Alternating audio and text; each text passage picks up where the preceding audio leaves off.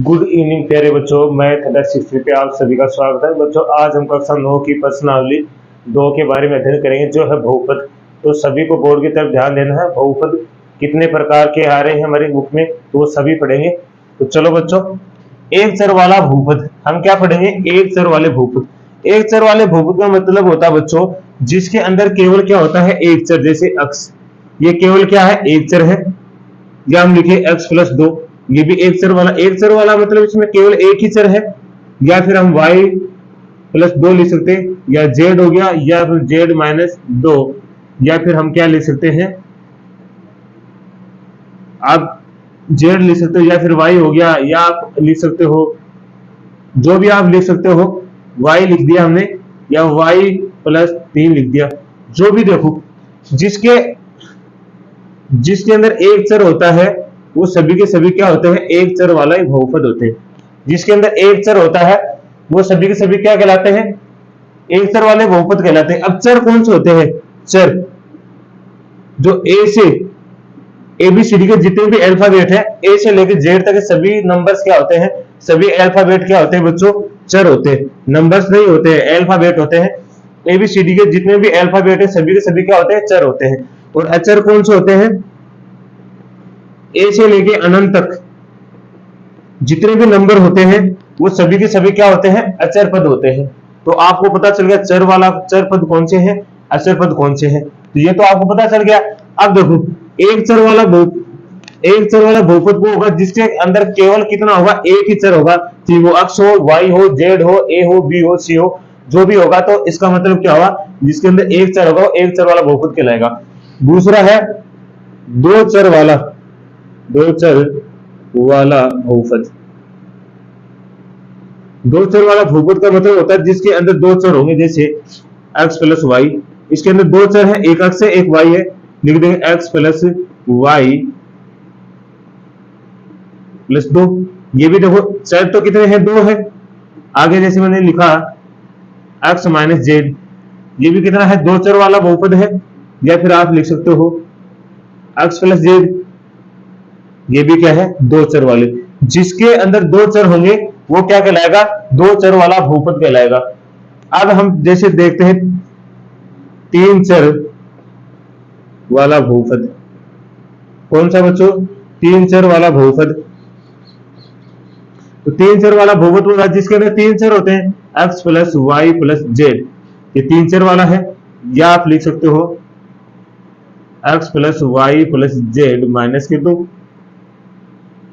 तो ये जिसके अंदर तीन चर होते हैं उसे तीन चर वाला रेखिक कहते हैं। या फिर हम लिख सकते हैं x+y+t। तो ये भी तीन चर हो गया ना, x हो गया, y हो गया, t हो गया। इसका मतलब जिसके अंदर केवल तीन चर होंगे उसे तीन चर वाला बहुपद कहेंगे। जिसके अंदर दो होंगे उसे दो चर वाला, और जिसके अंदर एक होगा तो उसे बोलते हैं एक चर वाला बहुपद। तो आप पहचान सकते हो कि एक चर वाला बहुपद कौन सा है, दो चर वाला कौन सा है, और तीन चर वाला बहुपद कौन सा है। आसानी से पहचान सकते हो। तो आप एक बार इसका स्क्रीनशॉट लेंगे, फिर आगे पढ़ते हैं। तो आगे अब देखो, अब बहुपद है वो कितने प्रकार के होते हैं? हमारे तो तीन प्रकार के चलते हैं। जैसे त्रिघात बहुपद, द्विघात बहुपद, रेखिक बहुपद। तो देखो हम पढ़ेंगे सबसे पहले रेखिक बहुपद। क्या पढ़ेंगे बच्चों? रेखिक बहुपद। तो देखो होता है रेखिक बहुपद। अब तो अभी तक तो हमने चरों के बारे में पढ़ा, आप पढ़ेंगे रेखिक बहुपद। तो इसकी परिभाषा लिखे तो कैसे लिखे? वे बहुपद जिनकी घात, या वे बहुपद जिनकी चर की घात एक हो, रेखिक बहुपद कहलाता है। रेखिक बहुपद कहलाता है। ठीक है, मतलब जो चर रहेगा उसकी अगर एक घात होगी तो वो क्या कहलाएगा? रेखिक बहुपद। जैसे x, y, z, या फिर x+z, y+z, या y-z। तो देखो इसके ऊपर एक घात है, एक घात है, एक घात है, ए घात है, ए घात है, ए घात है। एक चीज का और ध्यान रखना बच्चों, जिसके अगर हमें पूर्ण घात नहीं होगी वो रेखीय बहुपद नहीं कहलाएगा। जिसके ऊपर क्या नहीं होगी, पूर्ण घात नहीं होगी, पूरी घात नहीं होगी, ऐसे लिखा रहेगा 1/2। तो ये पूरी घात नहीं है, पूर्ण रूप से घात होनी चाहिए, पूर्ण संख्या होनी चाहिए, मतलब पूर्ण संख्या होनी चाहिए। ये नहीं है कि 1/2 आ गया, 1.2 आ गया घात, ये नहीं होगा। आपको पूरी पूरी, जैसे एक की ये हो गया, y की घात 2 हो गया, x की घात 3 हो गया, पूरी पूरी होनी चाहिए, तभी वो क्या कहलाएगा, बहुपद कहलाएगा, नहीं तो बहुपद नहीं कहलाएगा। तो ये बात आपको अच्छे से ध्यान रखना है कि पूर्ण रूप से घात होनी चाहिए। तो ये तो हमारा क्या हो गया है, रेखीय बहुपद। दूसरा हमारा होता है द्विघात बहुपद। कौन सा होता है, द्विघात बहुपद। अब जो रेखीय बहुपद होता है उसमें कितने पद हो सकते हैं बच्चों, कम से कम, अधिक से अधिक कितने पद हो सकते हैं, तो केवल 2 पद हो सकते हैं। कितने पद हो सकते हैं, 2 पद। तो रेखीय बहुपद जैसे हम लिखना चाहिए तो कैसे लिखते हैं, ax प्लस बी, ये हमारा रेखीय बहुपद है। इसमें कितने पद है, केवल 2 पद है। तो रेखीय बहुपद कितने पद का हो सकता है, केवल 2 पद का हो सकता है। अब देखो द्विघात बहुपद, वे बहुपद जिनमें चर की घात 2 हो, जिसमें चर की घात 2 होगी तो वो क्या कहलाएगा, द्विघात बहुपद। जैसे इसका समीकरण लिखते हैं, ax² plus bx plus c। ये क्या होता है, द्विघात बहुपद का व्यापक समीकरण होता है। तो देखो इसमें कितनी घात है, 2, या फिर हम लिख सकते हैं x² लिख सकते हैं, या फिर हम लिख सकते हैं y², ये भी द्विघात बहुपद है, या z², या फिर लिख सकते हैं x² प्लस 2 y² प्लस 3, या कुछ भी जिसकी घात मान लो 2 होनी चाहिए। कम से कम कितनी होनी चाहिए, 2, ज्यादा नहीं होनी चाहिए। 2 घात वाला क्या कहलाएगा, द्विघात बहुपद कहलाएगा। 1 घात वाला रेखीय बहुपद कहलाएगा, 2 घात वाला क्या कहलाएगा, द्विघात बहुपद। तो आसानी से आप पहचान सकते हो कि द्विघात बहुपद कौन सा है, रेखीय बहुपद कौन सा है, तो आसानी से पहचान सकते हो। तो ये हो गया द्विघात। अब पढ़ेंगे त्रिघात बहुपद। तो एक बार यहां तक स्क्रीनशॉट लेंगे आप इसका। तो चलो आप पढ़ते हैं त्रिघात बहुपद।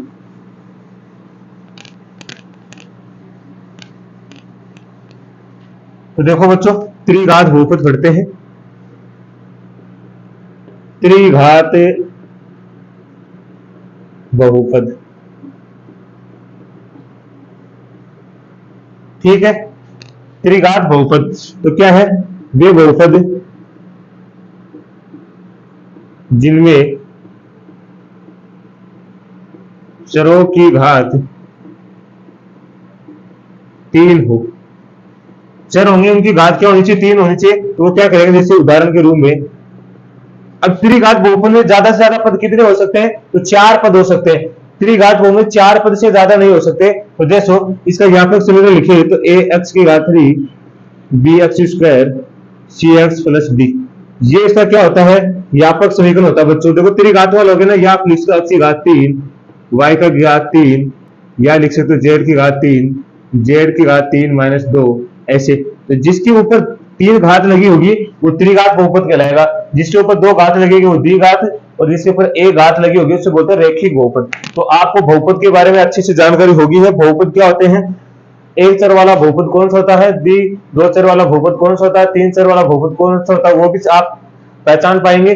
और जैसे एक घात बहुपद कौन सा, द्विघात बहुपद कौन सा, त्रिघात बहुपद क्या, इनके बारे में आपने अच्छे से समझ लिया है। तो चलो याद की स्क्रीनशॉट लीजिए, फिर आगे क्वेश्चन के माध्यम से समझते हैं। तो चलो बच्चों अब उदाहरण के माध्यम से समझते हैं। उदाहरण नंबर 1 है, नीचे दिए गए प्रत्येक बहुपद की घात ज्ञात कीजिए। क्या ज्ञात करनी है, घात ज्ञात करनी है। तो ये वाला देखो, x की घात 5 माइनस की घात 4 प्लस 3। आप इसकी घात बताना कौन से घात वाला बहुपद है ये। तो आपको सबसे ज्यादा घात वाला देखना कि सबसे ऊपर घात किससे कितनी लगी हुई है। तो सबसे ज्यादा घात कितनी लगी हुई है, 5। तो ये कौन सा होगा, छोटे वाले नहीं, 4 देखो 4 है, ये नहीं देखनी, आपको सबसे बड़ी घात देखनी है कितनी लिखी हुई है। तो आपको दिखाई दे रहा है घात लगी है 5। तो आपको क्या लिखना है, यह बहुपद 5 घात वाला है। कितनी घात वाला है, 5 घात वाला। अब इसमें देखेंगे इधर वाले में, तो इसमें देखो सबसे ज्यादा घात क्या है, 8 है। y की घात कितनी, 8। तो ये क्या लिखेंगे, यह बहुपद 8 घात वाला है। क्या है, 8 घात वाला है। आपको घात ही बतानी है कि सबसे ज्यादा घात लगी हुई इस बहुपद की क्या रहेगी, घात रहेगी। तो सबसे ज्यादा इस पे 5 है, तो ये बहुपद 5 घात वाला है। इसके ऊपर सबसे ज्यादा कितनी है, 8 है, तो ये बहुपद 8 घात वाला है। तो आपको अच्छे से समझ में आया होगा। तो चलो इसका स्क्रीनशॉट ले, फिर हम प्रश्नावली को शुरू करते हैं। इसमें उदाहरण केवल एक ही है। तो चलो बच्चों अगला क्वेश्चन देखिए। अब प्रश्नावली का पहला क्वेश्चन है, निम्नलिखित व्यंजकों में कौन कौन से एक चर वाले बहुपद हैं और कौन कौन से नहीं, कारण के साथ उत्तर दीजिए। मैंने आपको बताया था कि एक चर वाला बहुपद कौन सा होता है, दो चर वाला कौन सा, तीन चर वाला कौन सा। तो देखो इसमें कितने चर है बच्चों, आपको ध्यान से दिखाई दे रहा होगा, केवल एक ही चर है अक्ष। ये नहीं पूछा कि ये बहुपद कौन सा है, द्विघात बहुपद है या रेखिक बहुपद, ये नहीं पूछा आपसे। ये तो केवल इतना पूछा गया है कि बताओ ये रेखिक एक चर वाला बहुपद है, दो चर वाला है, तीन चर वाला। तो क्या लिखेंगे, यह एक चर वाला बहुपद है, क्योंकि इसमें चर केवल एक अक्ष ही है। बस कारण भी हो गया, क्योंकि इसमें चर केवल एक अक्ष ही है। अब ये वाला देखेंगे, ये कितने चर वाला है, तो ये भी क्या है, यह बहुपद एक चर वाला है। बस इतना लिख दो। कारण आप बता सकते हो, कारण लिख सकते हो, क्योंकि इसमें चर केवल एक y है, इस वाले में y है, इस वाले में x है। ठीक है, तो ये आपको समझ में आएगा कि एक चर वाला कौन सा होता है। तो आपने लिख दिया इसमें केवल एक ही चर है, तो इसके लिखेंगे ये बहुपद एक चर वाला है, यह एक चर वाला बहुपद है। तो एक ही बात है, तो दोनों आपको समझ में आएगा अच्छे से। तो इसका भी स्क्रीनशॉट लेंगे।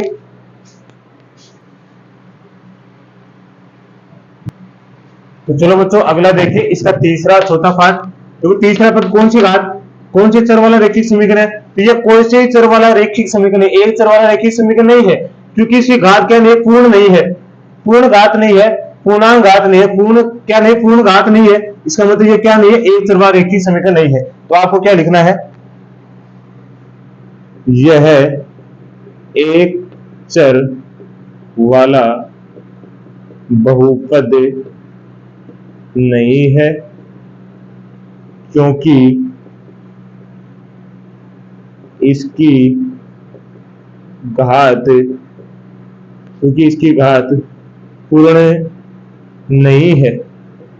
पूर्ण नहीं है मतलब आपको इसे पूर्ण क्यों नहीं है, ये रूट के अंदर है, या तो क्या नहीं होनी चाहिए, माइनस नहीं होनी चाहिए, प्लस रूट में नहीं होनी चाहिए, किसमें होनी चाहिए, पूर्ण होनी चाहिए। जैसे y की घात ये हो गया 2, ऐसे होना चाहिए, y की घात 1, y की घात 3, इसके रूप में होना चाहिए, ये नहीं होना चाहिए y की घात 1/2 हो गया, y की घात 1/2 हो गया, या y की घात रूट में हो गया, या फिर ये हो गया रूट में y हो गया।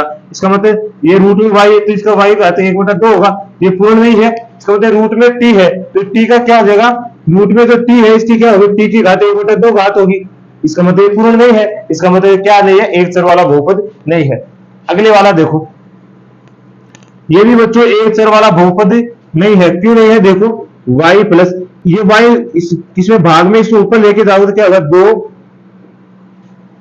गुणा y की घात -1 आ गया क्या, या देखो -1 आ गया है। मैंने क्या बोला था, पूर्ण घात होनी चाहिए, माइनस में नहीं होनी चाहिए, पॉइंट में नहीं होनी चाहिए, और किस में नहीं होनी चाहिए, बटे में नहीं होनी चाहिए। तो इसमें क्या है, यह एक घात वाला बहुपद नहीं है, क्योंकि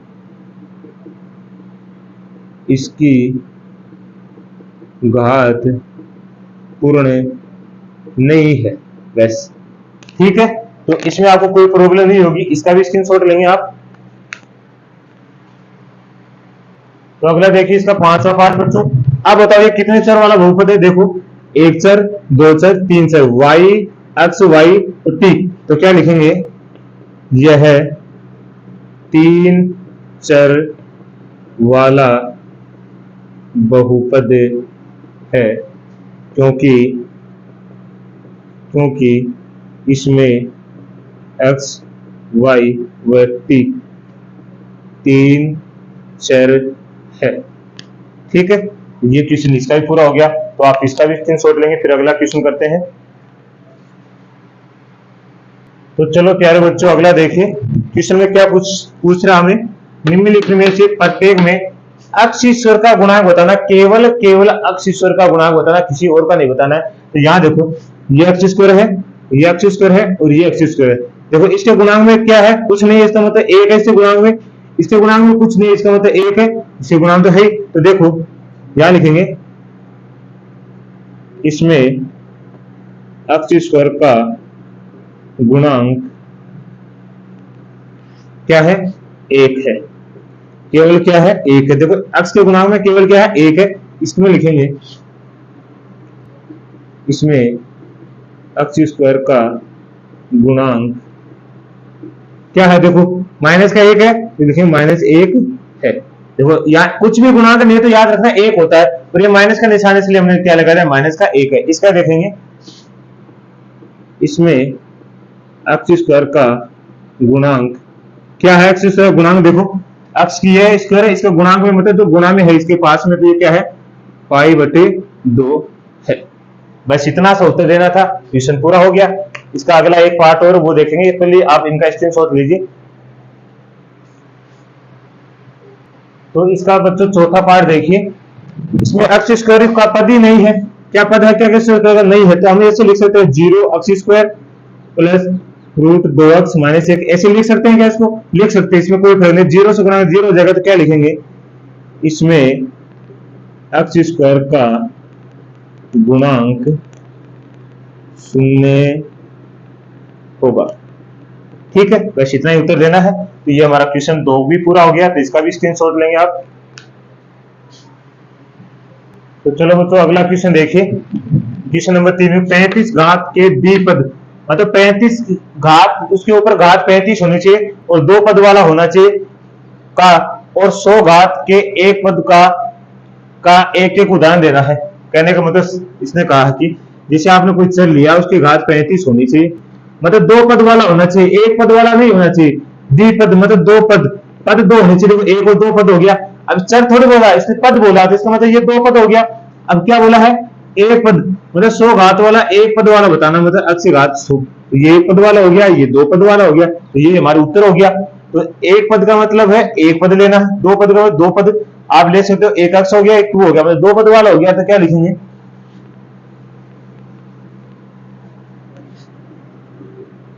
इसमें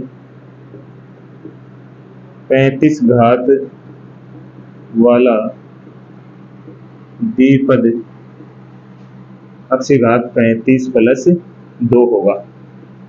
ठीक है, ये हो गया। दूसरा, इसमें 100 घात, इसमें 100 घात वाला एक पदी अक्ष घात 100 होगा। बस हो गया, अक्ष घात 100 लिख दिया, या अक्ष घात 2 पद वाला हो, ये पद वाला होगा, ये हमारा उत्तर है। तो आप इसका भी स्क्रीनशॉट लेंगे। तो अगला क्वेश्चन देखिए बच्चों 4 का, निम्नलिखित बहुपदों में से प्रत्येक बहुपद की घात लिखिए। केवल क्या बताना, घात है, कौन से घात वाला बहुपद है। तो देखो मैंने पहले आपको उदाहरण में बता दिया था, इसके ऊपर ज्यादा से ज्यादा कितनी घात लगी है, 3। तो क्या लिखेंगे, यह बहुपद 3 घात वाला है। ज्यादा से ज्यादा घात देखेंगे, वही बहुपद की क्या रहेंगे, घात रहेंगे। इसकी देखेंगे तो ज्यादा से ज्यादा घात कितनी है, तो 2 है, तो यह है बहुपद, यह बहुपद 2 घात वाला है। अगला देखिए, इसमें कितनी घात है, तो t है, t के ऊपर केवल कितने एक घात है, तो क्या लिखेंगे, यह है बहुपद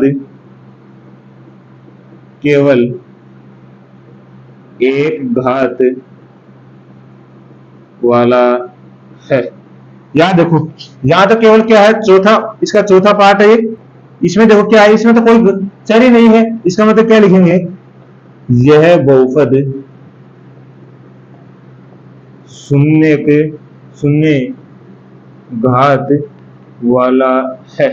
शून्य घात वाला कैसे, मैं इसके गुणा में ये लिख दूं, अक्ष घात 0, तो कोई पता अक्ष तो है इसके, लेकिन अक्ष घात क्या है, 0। इसके लिए क्या है, यह बहुपद शून्य घात वाला है। ठीक है, तो ये हमारा चौथा क्वेश्चन भी हो गया। तो आप इसका भी स्क्रीनशॉट लेंगे। अगला क्वेश्चन देखिए बच्चों, ये इस प्रश्न का अंतिम और आखिरी क्वेश्चन है, ये देखना है। क्वेश्चन में क्या दिया गया है, बताइए कि निम्नलिखित बहुपदों में कौन कौन बहुपद रेखिक बहुपद है, कौन कौन द्विघात बहुपद है और कौन सा त्रिघात बहुपद है। आपको ये बताया रेखिक बहुपद कौन सा है, द्विघात वाला कौन सा है, त्रिघात वाला कौन सा है। तो यहाँ देखो अक्ष की अधिकतम घात कितनी है, 2 है, इसका मतलब इसके ऊपर अक्ष की घात 2 है, इसका मतलब कौन सा द्विघात बहुपद होगा, क्या लिखेंगे, यह द्विघात बहुपद है।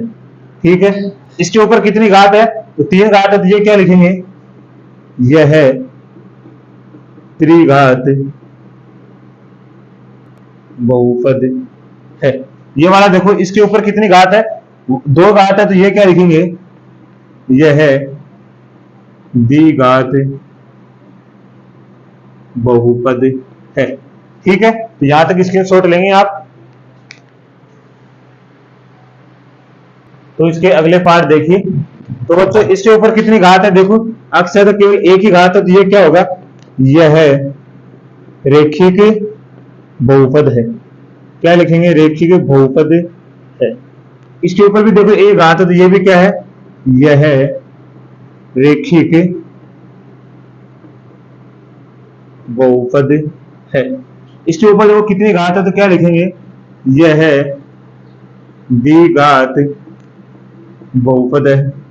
क्योंकि इसके ऊपर कितनी घात है, 2 घात, इसका मतलब द्विघात हो, इसके ऊपर कितनी घात है, 3 है, तो क्या लिखेंगे, यह त्रिघात बहुपद है। बस यहां तक हमारे क्वेश्चन पूरे हो गए हैं। हमारी पर्सनालिटी बच्चों 2.1 की पूरी होगी है, तो सभी को अच्छे से समझ में आई होगी। नहीं आई तो एक बार आप क्लास को रिवाइज करके देखना, ताकि आपको अच्छे से समझ में आए। तो सभी को मैथ एंड सिस्टम की तरफ से धन्यवाद। जय हिंद प्यारे बच्चों।